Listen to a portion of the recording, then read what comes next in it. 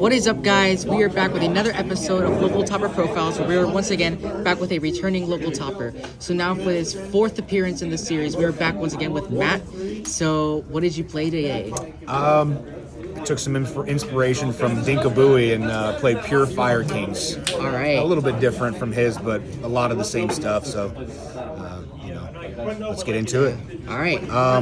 To start out, we're going to go engine. You got Fire King Island.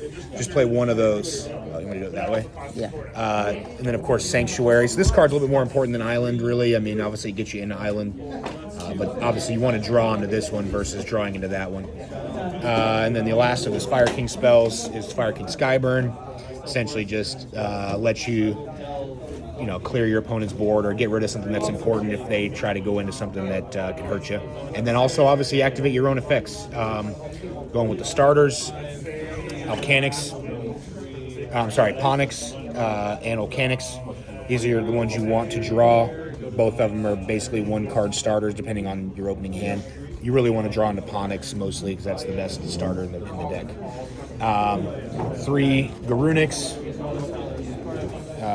3 Kieran. So those are the two bigger ones that kind of, you can dodge Imperm. This one allows you to special summon a lot from graveyard once you get into it. It's just an extender.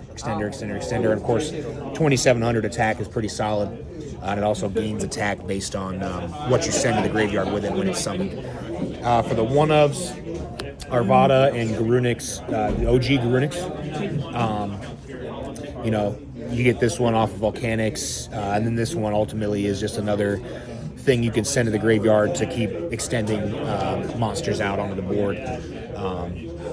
Deck performed really well tonight. I don't think that there was a lot of times where I found myself without monsters on the board, and I was able to keep pushing through and get rid of some cards that were important, and ultimately just, I think I even had an OTK at one point. It was pretty solid. Going into the non-engine stuff, I played 2 Extravagance and 1 Prosperity. I think the Extravagance didn't really come into play too much, but I did use Prosperity a couple times, which is a solid card. 1 Talents, just kind of really I used it mainly for board break. You take control of one of your opponent's monsters, link it off, whatever you have to do. Bestial, Magnuma, and Druis Worm. Obviously, you want to draw Magnuma if anything, so you can add the Druis Worm. It's just additional follow-up and board breakers and whatever it may be. Hand traps are pretty basic. Veiler, Blossom, Ash Blossom, 3 Fuelos, the ultra rare Fuelos, put that in there. 3 Nib, 3 Impermanence, and then 1 Called by the Grave. 41 cards, pretty straightforward. Like I said, deck plays really well, and it plays through Nib. It plays through a lot of things that can tend to hurt other decks. It definitely performed. It overperformed for me this evening. Once you get used to the lines and everything like that. Extra deck, you got 3 Princess, 2 Hida, 3 Garunics, the big XEs. You got a line of the Light Charmer and a line of the Dark Charmer. 2 normal summon follow-ups if you get trapped in something like that. Another board breaker with Relinquish Anima. Then SP is a staple in almost every single deck we see these days. And then you have the 2 Typhons. Typhon didn't come up for me too much this evening, but definitely good to have it in there because it stops Ryziel. At least buys you some time with Ryziel, and can actually 2900 is a pretty big body to be able to swing with sometimes. So yeah, that's that. Pretty straightforward there. And then extra deck. Side deck, I'm sorry. I went with 3 Lancia. Standard Malice counter. Yeah, 2 Solemn Judgment. 3 Ferulia. 2 Meows. And then 2 Chaos Hunter. And the wild card in my side deck was the 3 Santa Claus. funny enough, it actually saw a lot of play. I did play against Sky Striker.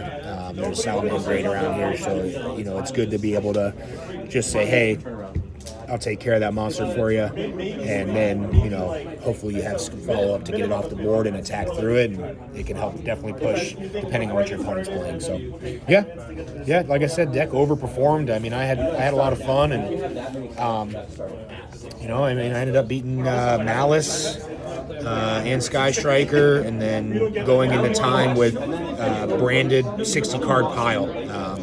So I mean, it was definitely a solid evening. Yeah.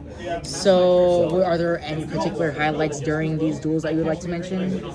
I think my highlight of the night was round 3, game 1 against Branded. He went first, and I was able to basically stop him with one monster on the board and some set cards, and I drew everything I needed to basically go in there. I got rid of his monster, went into the Xyz monster, battle phase, swung, activated Kieran's effect, destroyed the Xyz monster, summoned all 3 monsters on the field, and swung for like 7,800 points or whatever it may have been. So it was pretty solid. It was funny to just OTK somebody, old 10-pie style, just summoning in the battle phase. So yeah, it was a lot of fun. Yeah, well, thanks for showing up once again. For all the viewers, please like and subscribe.